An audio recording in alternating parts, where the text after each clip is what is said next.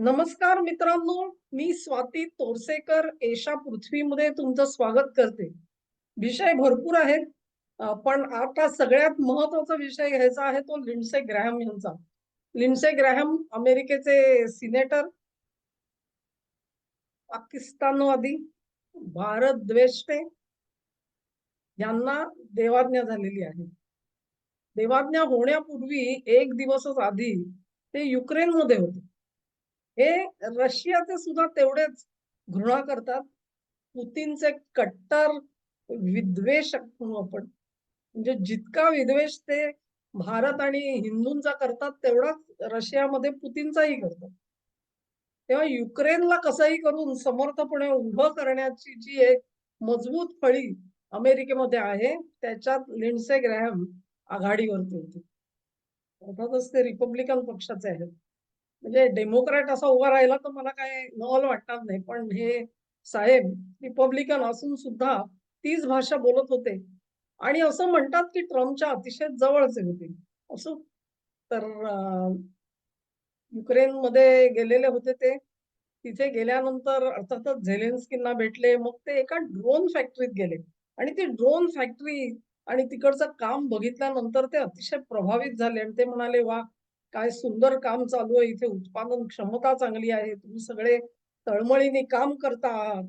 तेव्हा मला आणि तुमच्याकडे उच्च तंत्रज्ञान आहे. या तिन्ही गोष्टींचा मिलाप जो आहे तो बघून मी संतोष पावलो." मग ग्रॅहम साहेब जे आहेत ते तिकडे झेलेन्स्कींशी बोलले वगैरे जे काही असेल ते असेल. त्यानंतर पॅकेज घेतलं असेल काही. कारण झेलेन्स्की साहेब भयंकर हुशार आहेत. एक पॅकेज घेऊन लिंडसे ग्रॅहम साहेब परत आले. खरं म्हणजे ते पॅकेज घेण्यासाठी गेले असतील असं नाहीये. हे पॅकेज कसलं तुम्ही विचाराल तेव्हा तो आता ओघामध्ये तो विषय येईल. पण ज्या ड्रोन फॅक्टरीला ग्रॅहम यांनी भेट दिली, ती दुसऱ्या दिवशीच रशियाने उडवून टाकली. म्हणजे जिथे अगदी फॅन्टास्टिक प्रोडक्शन चाललेलं आहे आणि त्यांचं उच्च तंत्रज्ञान कसं आहे, म्हणून यांनी भलावण केली आणि ती भलावण आता जमीनदोस्त केलेली आहे रशियाने. लिंडसे ग्रॅहम साहेब अमेरिकेत पोहोचले, स्वतःच्या घरी गेले आणि मला वाटतंय लेस दॅन 48 अवर्स त्यांना छातीत कळ आली आणि त्यानंतर नेमकं काय झालं सांगता येत नाही. कॅपिटॉल हिलवरचं त्यांचं घर, एक फोन गेला त्यांच्या इमर्जन्सी सेंटरला. 911 म्हणतात तिथे मदतीचा कॉल गेला आणि त्या सेंटरकडून माणसं पाठवली गेली, पॅरामेडिकल टीम्स गेल्या. दरवाजा उघडा आहे का नाही त्याची चौकशी झाली. त्यानंतर आत गेले आणि त्यांनी कृत्रिम श्वासोच्छवास देण्याचा प्रयत्न केला त्यांना. त्यांना काही यश मिळालं नाही आणि त्यांना अर्थातच सायमल्टेनियसली हॉस्पिटलमध्ये नेण्यात आलं. परंतु मृत घोषित केलं गेलं आणि हृदयविकाराचा झटका आला असावा असं प्राथमिकदृष्ट्या सांगितलं जातंय. ग्रॅहम यांचा मृत्यू असा झाला. आता तुम्ही म्हणाल डेथ सर्टिफिकेट पाहिजे. तर कळेल नेमकं की काय झालेलं होतं ते. तर हॉस्पिटलने सांगितलेलं आहे की सगळ्या चाचण्या पूर्ण केल्याशिवाय आम्ही काही डेथ सर्टिफिकेट देणार नाही. इथे लोकांचा संशय कदाचित बळावलेला असू शकतो. बरं हे साहेब जे आहेत ते अविवाहित होते. त्यांना त्यांच्या सोबत कोणी राहत नव्हतं. मुलंही नव्हती, कोणीच नव्हतं, फॅमिली नव्हती. मग त्यांना बरं नाही हे नेमकं पोलिसांना कळवलं कोणी? म्हणजे 911 ला कळवलं कोणी? प्रश्न आता विचारला जातोय. तेव्हा असं कळलं, की बाल्टिमोर म्हणजे बाल्टिमोर जवळ आहे वॉशिंग्टन डी-सी पासून. तिथल्या एका महिलेनी कळवलं, की तुम्ही त्यांना अशी मदतीची गरज आहे आणि तुम्ही जा म्हणून. आणि ती महिला तर काही स्वतः त्या घरामध्ये उपस्थित नव्हती. तिने तिथून फोन केला आणि सांगितलं. मग त्यांनी विचारलं, की "काय बाबा ते पुढचं दार तरी उघडं असेल की नाही? का आम्हाला आत फोर्स्ड एंट्री करायला लागणार आहे?" तेव्हा तिने सांगितलं, "नाही, दार तर उघडं असायला पाहिजे." म्हणजे आता कदाचित त्या महिलेला कल्पना असेल ग्रॅहम यांच्या दिनचर्येची. ही महिला नेमकी कोण ह्याच्याबद्दल सगळी गुप्तता पाळण्यात आलेली आहे. ती काय करते, कशी करते, ती ग्रॅहमना कशी ओळखते, तिला नेमकं कळलं कसं, की ग्रॅहमना बरं नाहीये, म्हणजे ग्रॅहमने तिला फोन करून काही सांगायचा प्रयत्न केला का? वगैरे सगळ्या गोष्टी आजच्या घडीला बिलकुल बाहेर आलेल्या नाहीयेत. ग्रॅहम यांचा जो मृत्यू झालेला आहे, तो कदाचित नैसर्गिक असू शकतो, परंतु कदाचित अनैसर्गिक असेल, तर त्याचं स्वरूप काय असणार आहे, ह्याच्यावरती प्रचंड चर्चा आज अमेरिकेत चाललेली आहे.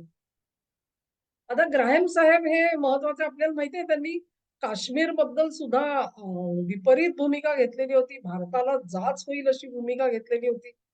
आणि ते वारंवार घेत आलेले. पाकिस्तानचे ते धार्जिणे होते.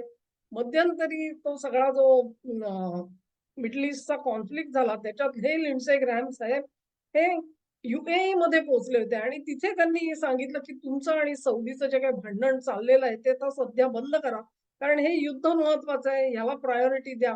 ते सगळं आपल्याला नंतर बघता येईल वगैरे आणि मग ते तिथेही गेले, सौदीतही गेले आणि त्यांनी मध्यस्थी करायचा प्रयत्न केला. कुठूनही रशियाचा नायनाट कसा झाला पाहिजे आणि इराणचा बंदोबस्त कसा झाला पाहिजे, याच्यासाठी प्रचंड म्हणजे एक प्रकारे तुम्ही म्हणाल, की अमेरिकेतली जी शस्त्रास्त्र लॉबी आहे ना, त्यांचा एक खंदा समर्थक गेला असं आपण समजू शकतो, या सगळ्या प्रकारामध्ये. प्रवाद काय आहे लक्षात घ्या, की ग्रॅहम यांचा मृत्यू जो आहे तो अर्थातच ट्रम्प यांच्या निकटवर्ती आहेत ते आणि त्यामुळे साहजिक आहे, की त्याच्याबद्दल चर्चाही होणारच. चर्चा ही चाललेली आहे, की नेमका मृत्यू झाला कसा? अनैसर्गिक असेल तर त्याच्या मागे कुठले फॅक्टर्स आहेत? आता ह्याच्यामध्ये इराणमधून IRGC कडून म्हणजे मी त्याच्यावर विश्वास ठेवत नाही. पण एक व्हिडिओ फ्लोट केला गेलेला आहे सोशल मीडियामध्ये आणि IRGCनी त्याचा दावा केलेला आहे, की आम्हीच मारलं यांना म्हणून. तो काही अधिकृत दावा आहे असं मला वाटत नाही. पण ती फिल्म अशी बनवली गेलेली आहे, की ते कसे-कसे झाले आणि सरते शेवटी त्यांच्या शवावरती जे अ, वस्त्र आच्छादन केलेलं आहे त्याच्यावरती KT असं लिहिलेलं आहे. आता हे KT म्हणजे काय ह्याच्यावरती बरीच चर्चा झाली. काही जण म्हणतात किल ट्रम्प असा हा मेसेज हा IRGCनी लिंडसेच्या निमित्ताने ट्रम्पना दिलेला आहे. त्यामुळे या सगळ्याला अधिकच वजन प्राप्त झालं. अनेक जण असं म्हणतात, की ग्रॅहम हे युक्रेनमध्ये असतानाच काही ना काहीतरी गोंधळ झाला आणि मग ते अमेरिकेत येऊन कोसळले. प्रकृती त्यांची. मग ते जर का असेल तर संशय रशियावर घेतला जातोय.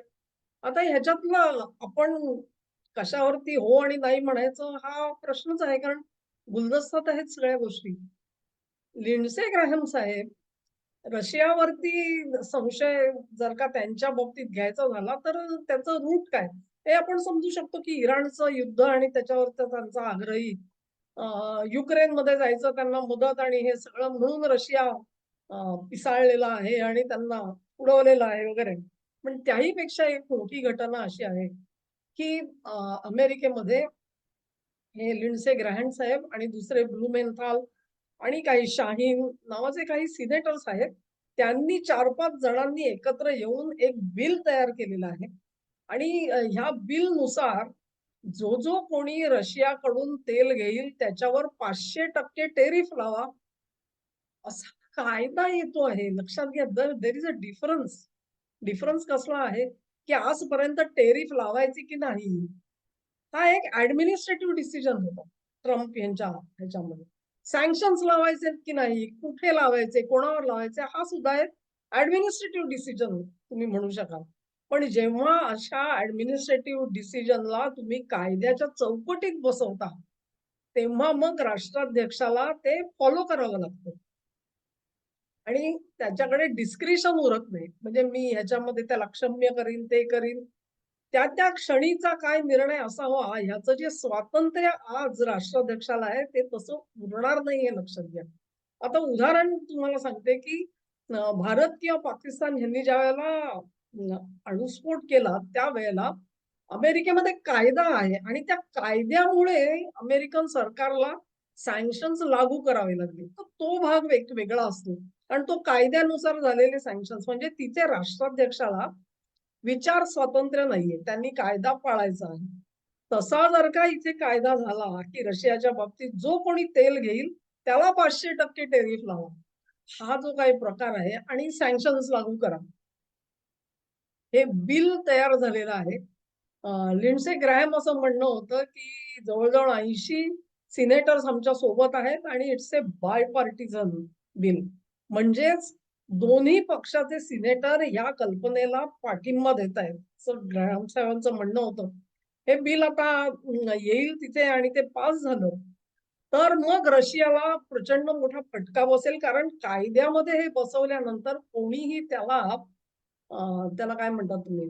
उशाप असतो ना, हिंदू धर्मामध्ये शाप असतो आणि त्याला उशाप असतो. तसा उशाप काही कुठला प्रेसिडेंट देऊ शकणार नाही. It will become a legal requirement आणि ती आपोआप लागू होईल. आता अर्थातच आणि म्हणून पुतीन जे आहेत पुतीन म्हणजे रशियाचा लिंडसे ग्रॅहम यांच्यावरती दास होता असं आज म्हटलं जातंय. म्हणजे एका बाजूला इराण म्हणतंय आम्ही केलं, एका बाजूला ही कथा आहे. आणि त्यालाच लागून असं म्हणतात, की ट्रम्प यांना सुद्धा स्वतःच्या मृत्यूबद्दल अतिशय ते सावध झालेले आहेत, असं एकंदरीत दिसतं. म्हणजे ते जेव्हा अंकारामध्ये गेलेले होते नेटोच्या मीटिंगसाठी त्यावेळेला अ, त्यांना जी भेट दिलं गेलेलं जे विमान होतं कतारकडून, ते विमान घेऊन ते तिथे गेलेले होते. परंतु परत येताना मात्र त्यांनी ते विमान आणलं नाही आणि अगदी आयत्या वेळी म्हणजे शेवटच्या क्षणी विमान बदलून ओरिजिनल त्यांचं एअर फोर्स वनचं जे विमान होतं त्याच्यामध्ये बसून ट्रम्प यांना मायदेशी आणण्यात आलं. इतकंच नाही तर त्यांच्या सोबत जी विमानं उडत होती, संरक्षण तर देतच होती, पण हे जे एअर फोर्स वन आहे, त्याने ट्रान्सपॉन्डर बंद केलेले होते. म्हणजेच त्या विमानाचा प्रवास जर का कोणी ट्रॅक करत असेल, तर ते ट्रॅकिंग शक्य होणार नाही याची काळजी घेतली गेलेली होती. आणि ह्याच्या बाबतीमध्ये कोणीही उघडपणे सांगत नाही, की नेमका हा विमानाचा बदल का केला गेला. आता there is a huge speculation की इस्रायलनी मेसेज दिला ट्रम्प साहेबांना, की इराण हल्ला करू शकतो तुमच्यावरती आणि एक प्रिकॉशन म्हणून विमान बदललं गेलं. कारण कुठल्याही क्षणी काय होईल, हे भेट दिलेलं विमान आहे आणि त्याच्यामध्ये नेमका काय घातपात होऊ शकतो, याच्यावरती कोणी विश्वास ठेवायला तयार नाही. त्या ट्रम्प साहेब आले आणि त्याच्यानंतर त्यांनी 2 का 3 ठिकाणी आपल्या मृत्यूबद्दल ते अचानक बोलायला लागलेले आहेत. तेव्हा अ, जी काही सूचना मिळाली असेल ती इस्रायल सोर्सेसकडून असेल किंवा अमेरिकेचे स्वतःचे सोर्सेस असतील. त्यांनी जे ट्रम्पपर्यंत पोहोचवलेलं आहे ते उघड आहे. इराणमध्ये सुद्धा जो अंत्यसंस्कार झाला खमेनींचा, तिथे सुद्धा किल ट्रम्प म्हणून उघड-उघड बोर्ड घेऊन लोक चालताना दिसत होते.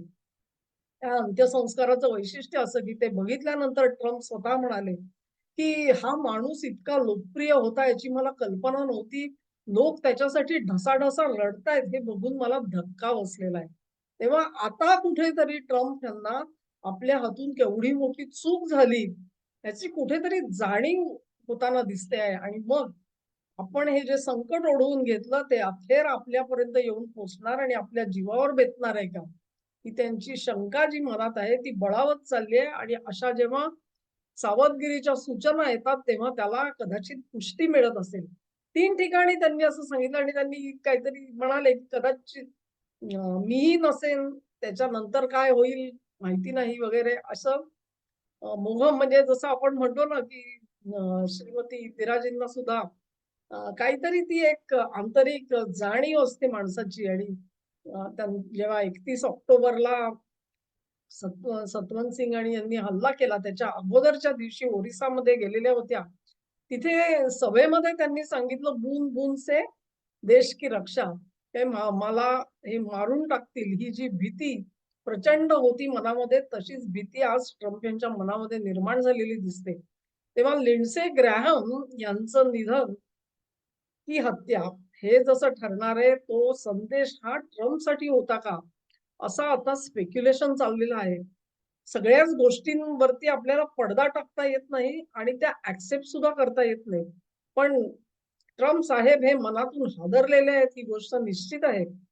लिंडसे ग्रॅहम यांच्या निधनामुळे नसेल, पण त्यांना जे इराणमध्ये आज चित्र दिसतंय त्याच्यामधून मात्र त्यांना कल्पना आलेली आहे, की आपल्याला जी माहिती दिली गेली, ती माहिती चुकीची होती किंवा अपूर्ण होती किंवा दिशाभूल करणारी होती. याचाही निर्णय त्यांना त्यांच्या मनामध्ये घेता येत नाहीये आणि त्याची परिणती आज गोंधळात पडलेले दिसतायत. तेव्हा ग्रॅहम यांचा मृत्यू जो आहे तो आयसोलेशनमध्ये डेथ सर्टिफिकेट येईपर्यंत ह्यावर काही बोलता येणार नाही. मी असं म्हणणार नाही. डेथ सर्टिफिकेट जर नॅचरल कॉज असतं तर आत्तापर्यंत डॉक्टरनी द्यायला पाहिजे असतं. पण ते सुद्धा अशा पद्धतीचे प्रवाद येतायत म्हटल्यानंतर 100% शुअर करतील, की अशा शंकांना यापुढे जागा राहणार नाही आणि म्हणूनही कदाचित डिले झालेला असेल. मला स्वतःला असं वाटत नाही, की ग्रॅहम ह्यांची हत्या झाली आहे कारण ही हॅड कंप्लीटेड 71 इयर्स. वृद्धाप्तवामध्ये अशा पद्धतीच्या घटना घडू शकतात. अचानक स्ट्रोक येऊ शकतो. म्हणजे लोक म्हणतायत इतके छान त्यांचं युक्रेनमधलं सगळं भेट झाली आणि अचानकच कसे कोसळले. तर अचानक कोसळण्याच्या अनेक घटना ह्या तुमच्या माझ्या सोबत म्हणजे आपल्या भोवताली होत असतात. आणि त्या काही नवीन नाहीयेत. त्यामुळे तेवढंच एक सबळ कारण नाही, पण हे सगळा जो इतिहास त्याला जोडला जातोय, इराणकडून आलेला दावा जोडला जातोय, त्या गोष्टी मात्र संशयाला पुष्टी देणाऱ्या असाव्यात, असं आपण म्हणू शकतो. हा व्हिडिओ तुम्हाला आवडला असेल अशी आशा करते. तुम्हाला आवडला असेल तर लिंक शेअर करा, व्हिडिओला लाईक करा, चॅनेलला सबस्क्राईब करा आणि सहकार्य असंच चालू ठेवा. नमस्कार.